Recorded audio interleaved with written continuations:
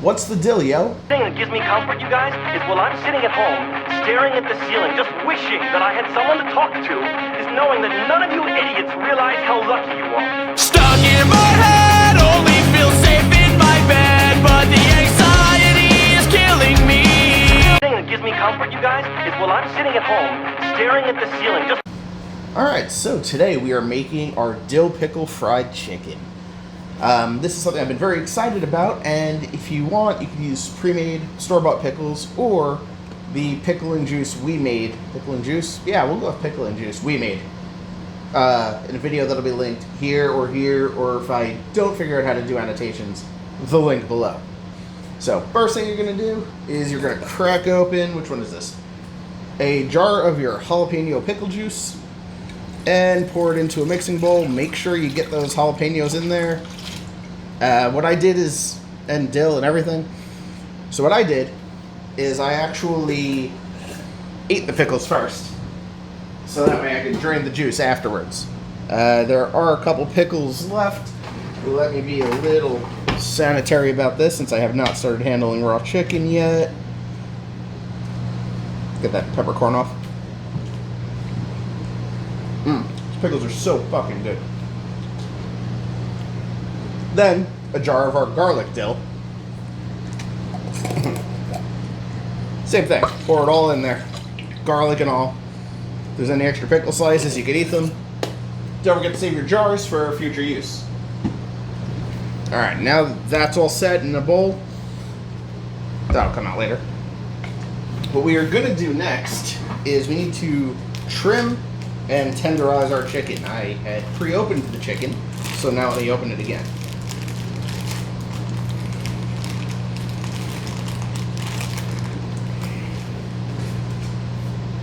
So you're just going to start by taking your knife and just trimming off any big blocks of chicken fat.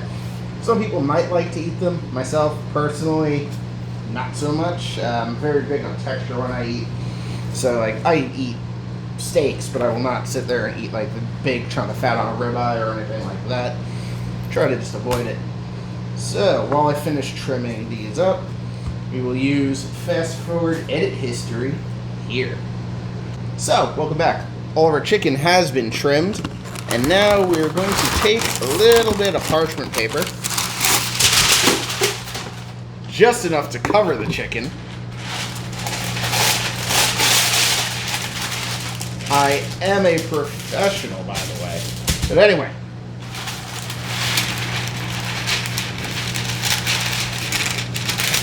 I'm going to fix that later on in this video. So, chicken has been covered with parchment paper. What you're going to do next is tenderize it. You can use plastic wrap, you can use whatever you've got. But anyway, tenderizing.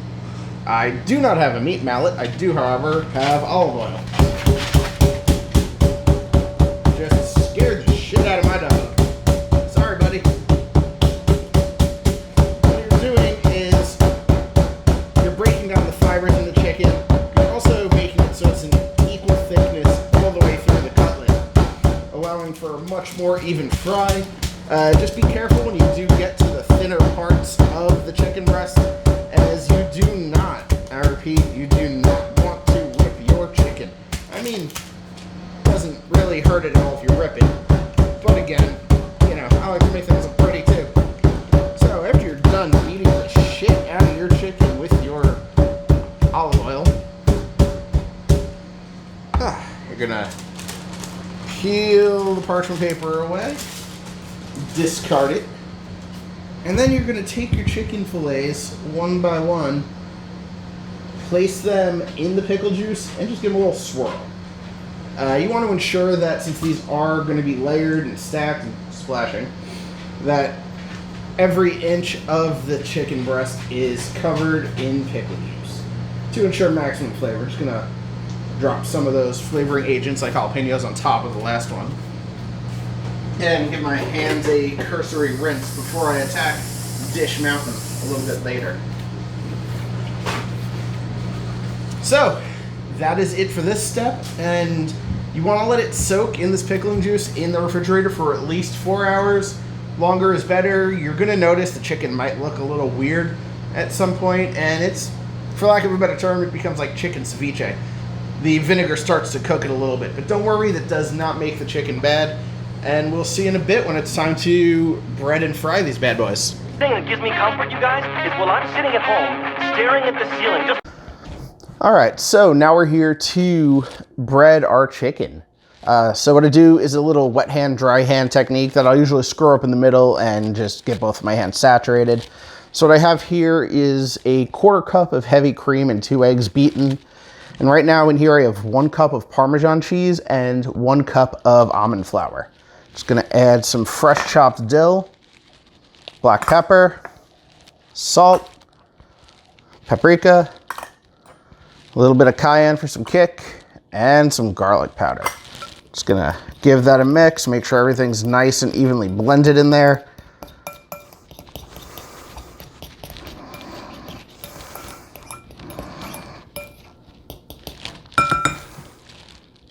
And now it is time to batter our chicken. So, as I mentioned before, they would look a little cooked from the vinegar. They're white, so a little bit of dry hand action right here. Get the first coating on. Then you're going to, with your wet hand, move it into the egg bath stuff. Almost like a custard at this point. And then back into the dry. Sprinkling it over with your dry hand and actually handling and flipping the chicken with your wet hand. I feel like I've already messed that up as my hands have just nice blobs on them. That's okay. They're good tasting blobs, although I don't recommend licking them off in light of the fact that this is raw chicken. So as you pick your chicken pieces up, try to get the pickled dill and jalapeno off of them. And we're just gonna rinse and repeat that coating process for the last 2 pieces. So I have a total of 3 pieces of chicken in this batch. Looks like, you know, messed up on the whole evenness thing for 2 people, so we'll each get 1.5 pieces of this awesome fried chicken. One thing to note, and you will see it later, the reason, or one of the reasons I batter it in this way, dry to wet to dry, is to help just give it extra breading. A lot of this keto, non-white flour type stuff tends to just fall off when you fry everything, and you lose a lot of your seasoning to the gods of very, very hot oil, and you don't want to have to fish it out of there, because I guarantee you that'll hurt your hands. And well, here I am again. As I mentioned in almost every video, I am very big on keeping your hands intact. You know, no hot oil, no sharp knives, don't shove your fingers into the grinder. These are all important life lessons brought to you by this cooking channel. So the final one is in. It is kind of covered, kind of pasty. My hands are an absolute nightmare, but it's okay because that's what soap and water is for. So get that third one on the plate. I'm just gonna let them sit in the fridge to firm up and get all those flavors together. So yes, I'll look at the camera while I say this. I'm gonna wash my hands and I'll see you guys when it's frying time. The thing that gives me comfort, you guys, is while I'm sitting at home, staring at the ceiling, just... All right, we're back, and I've got my oil preheated to about 350 degrees. Used a little candy thermometer to get that done, but now I'm gonna move that out of the way so it doesn't block any of my chicken. So what you're gonna wanna do is take your chicken and drop it away from you, so that way you don't burn yourself, because, you know, oil hurts, and we don't want that. It seems I'm gonna be able to fit 2 pieces at a time in here right now, so I'll do the first 2, and then come back for the third. What you're doing is you're waiting for the chicken to get nice golden brown, and it's gonna reach an internal temperature of 165 degrees. Having a meat thermometer very much helps. If you don't, you could cut into a piece and eyeball the insides from there, but not exactly the safest method of checking your chicken. All right, after about 5 minutes, you wanna get your tongs, look at your chicken, see it's already started browning up, and that's when you're gonna flip it. I mentioned earlier that your breading is gonna fall off a bit, being a keto breading, so don't get discouraged if that happens to the best of us. I mean, it does happen to me. So, you know, that is what it is. After about another 5 minutes, I'll look at it, and if it's looking to be about the right shade of brown, that's when I'm gonna poke it with the meat thermometer and see where it's at. Get our third piece frying, and then it's time to plate it. And I just prodded this first batch of chicken with the meat thermometer, and it is done. So I'm gonna take it out. Hope there's still some breading on it.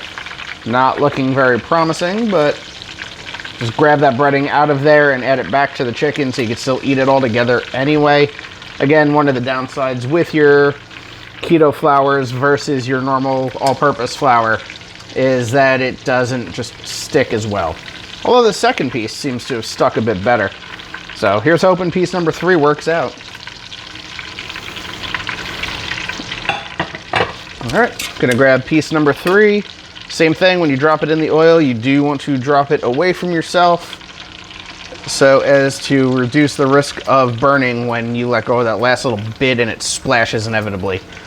You will notice your next batch, in this case my last piece, is gonna fry a little slower. What tends to happen is you've lost a lot of oil temperature from already frying. So you could turn it up or you could just monitor it closely. Either way, it's gonna work out great. And since I've made this before, it is delicious. I know a few people that have been watching my videos have been wanting to see this since I mentioned it on Facebook. So I'm really glad to be able to bring this video to you now. The thing that gives me comfort, you guys, is while I'm sitting at home, staring at the ceiling, just... And this is our finished product, plated with the pickles and some fresh dill and jalapeno, just for a nice little accent. I'll be serving it with some ranch and some green beans that I just threw in the microwave. Nothing fancy. Figured I didn't need to show you what that looked like. So yeah, hopefully you guys try this out. Leave comments below. Let me know what you thought, and we'll see you next time.